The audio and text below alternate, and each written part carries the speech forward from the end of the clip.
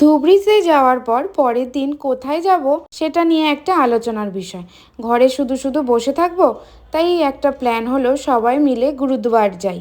মানে যেটা ধুবড়িতে শিখ টেম্পল নামে পরিচিত।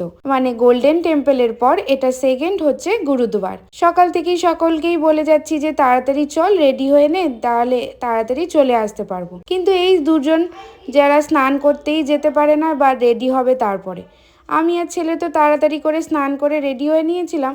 তারপর দেখলাম যে এরা কেউই রেডি হচ্ছিল না। তো যাই হোক, যথারীতি প্রায় 2টোর মতন বাজে তখন আমরা গুরুদুয়ারে গেছি। অনেকবারই এসেছি আমি গুরুদুয়ার, কিন্তু সবসময়ই ভালো লাগে।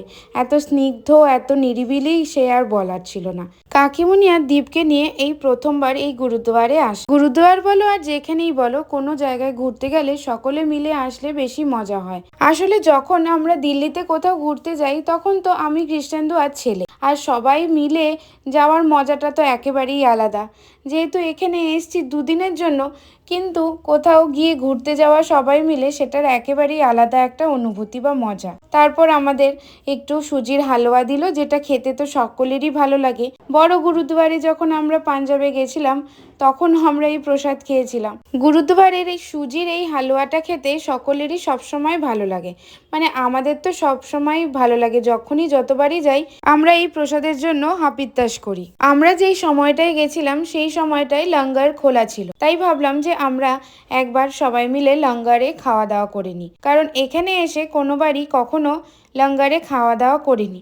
আমরা বেশিরভাগই বিকেলের সময় আসতাম, তো তখন সেই সময় লঙ্গার খোলা থাকতো না। তারপর ওখান থেকে খাওয়া দাওয়া করে এসে এই যে ওম জলের মধ্যে এমন করে নাচা শুরু করলো, জামা কাপড়টাও ভেজালো।